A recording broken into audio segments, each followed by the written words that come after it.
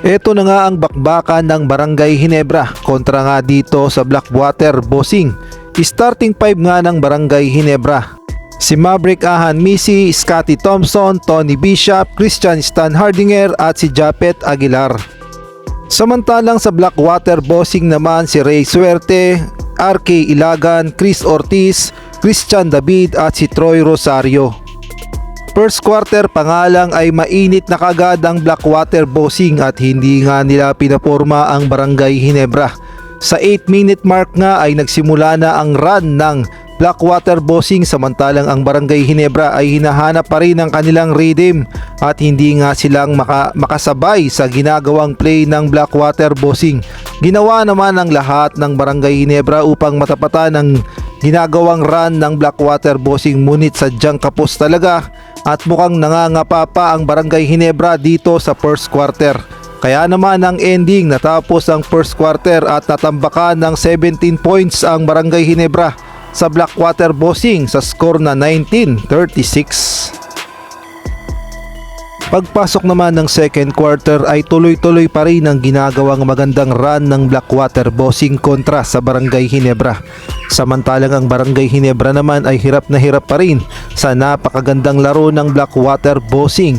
At ang Barangay Ginebra ay maraming ang nakakapansin na tila ba'y nawawala sila sa rhythm at hindi nila ma-execute ng maayos ang pinapagawa sa kanila ni Coach Tim Cone na play. Kaya naman ang problema ay ginaganahan ng mga players ng Blackwater Bossing at ang Barangay Ginebra ay nahihirapan mag-adjust. Mabuti na lamang sa last 3:51 minute ng second quarter ay uminit pa itong si Scotty Thompson. Kaya naman napatimeout ang Blackwater Bossing dahil unti-unti nang hinahabol ng Barangay Ginebra ang kanilang kalamangan. At sa last 2:29 mark ng second quarter ay bumaba na lang sa 6 ang kalamangan ng Blackwater Bossing sa Barangay Ginebra. At natapos nga ang second quarter at naibaba na lang sa 9 ng Barangay Ginebra ang kalamangan ng Blackwater sa score na 41-50.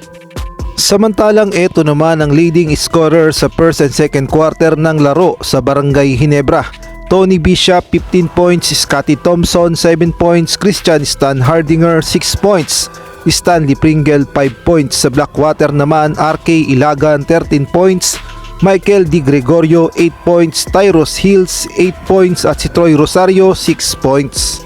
Samantalang nakakuha naman ng award itong si Japet Aguilar matapos nga niyang makuha ang kanyang milestones sa 2,000 career defensive rebounds. Pagpasok naman ng third quarter ay tuloy-tuloy lang ang Barangay Ginebra sa paghahabol sa ginagawang run ng Blackwater Bossing. At dito nga ay unti-unti nang nahahabol ng Barangay Ginebra ang kalamangan ng Blackwater Bossing at nakukuha na ng Barangay Ginebra ang kanilang rhythm. Kaya naman sa 7-minute mark ay tabla na ang laro. Tapos itong si Maverick Ahan Misi ay bigla na namang nag-init sa last 4-minute mark ng third quarter. Kaya naman ang naging resulta ay lumumang na ang Barangay Ginebra dito sa Blackwater Bossing. At idagdag mo pang putback slam ni Japet Aguilar mula sa assist ni Maverick Ahan Misi sa ilalim. Kaya nga lang sa last 2-minute mark ng second quarter ay napatimeout si Coach Tim Cone dahil tumabla na naman ang Blackwater Bossing. At sa last 20 seconds ng third quarter ay tumira pa ng 3 points itong si Stanley Pringle, kaya naman lumumang ng 2 ang Barangay Ginebra sa Blackwater sa score na 71-69.